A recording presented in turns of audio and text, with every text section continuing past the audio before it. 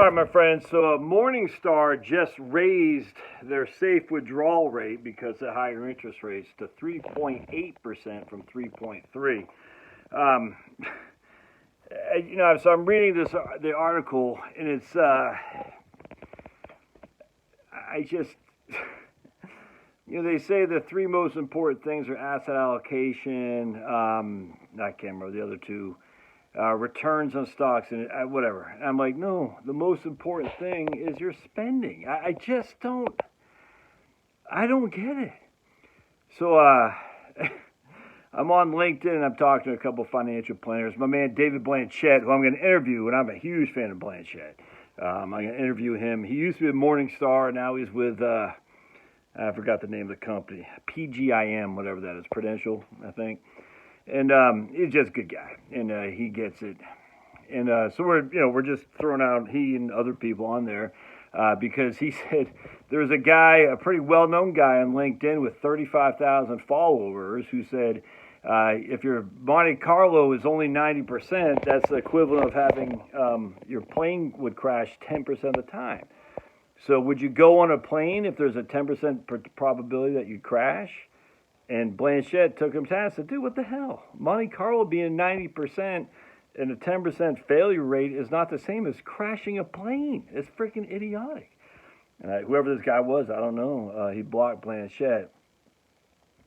Anyway, the point being is, even that, so I emailed, because Blanchett knows me, and he knows me enough to communicate with me, and so I emailed, the word communicating, I messaged him on LinkedIn. I'm like, I don't understand it. Why is these people why are they pushing this stuff, this fear, negativity?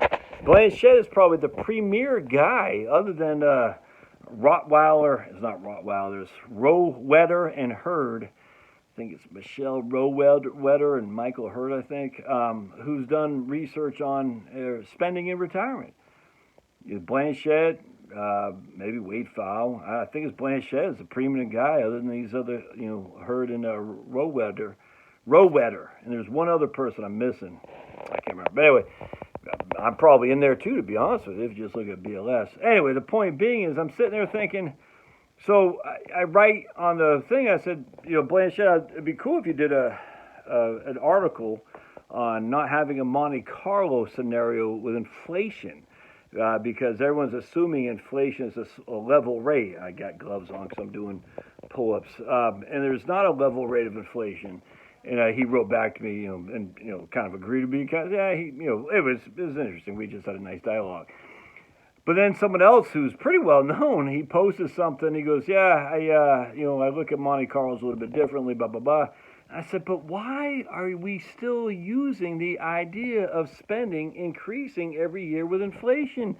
Where is the evidence? Remember, this is what the basis of the 4% rule was, became the 4.4 at Trinity, became 3.3 at Morningstar, now it's 3.8 because interest rates are higher and valuations are lower. Other people have made, I think even Blanchett, maybe not, but other people have made it lower, is based on the idea your spending patterns go up each and every year with some inflation. Where's the evidence?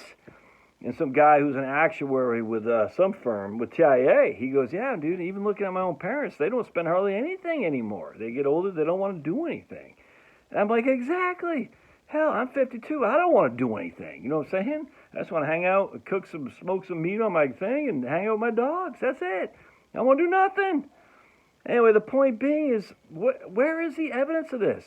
So 3.3, 3.8, 4.4, I don't give two craps. It's based on a linear rate of spending that goes up each and every year with inflation. And I don't even know if they're using a fixed inflation, a variable inflation. I don't know, because I don't care anymore. Because it's based on just bad data. And I just don't get it, man. I don't understand why we use this bad data. It's almost like we have to know. So if we don't know, then we're going to assume that we'll be not valued. And I don't agree with that in the least. I say, look, you can do a couple different plans, but I don't know why you would do it based on inflation adjustment. What would you use for inflation? You got to start someplace. There's no Monte Carlo analysis for inflation, so you get 3%. Why? Why? Because that's historical? Oh, good. Anyway, it just is so frustrating to me. I don't get it. It's like dark matter in physics. They can't prove it. It will never be proven. They have to have dark matter, or else everything else doesn't work in physics in terms of general relativity. And as such, it must work because if they could not have dark matter, they would not have general relativity. And as such, they have dark matter. It's kind of like in financial planning. We have to make the 4% rules. No one rule 3%, 4%, 5%. I don't even care what it is, or else no one would value us. And I'm just like, that's just not true. Your value doesn't come in fake stuff. Your value comes in guiding people in the appropriate direction.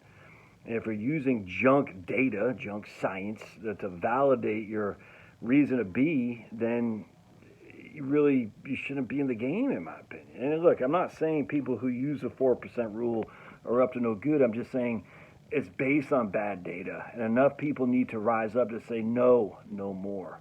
Just like in physics, just like in economics, just like in all kinds of different Ansel Keys and food nutrition science. Again, Ansel Keys is long gone. But what I'm saying is it's the same, just like in vaccines, epidemiology. Hey, I said it, epidemiology. Get me to say that 3 times fast. I won't be able to do it. Anyway, I thought I'd share that with you. It's positive news, I suppose, but we'll take it when we can get it. See ya.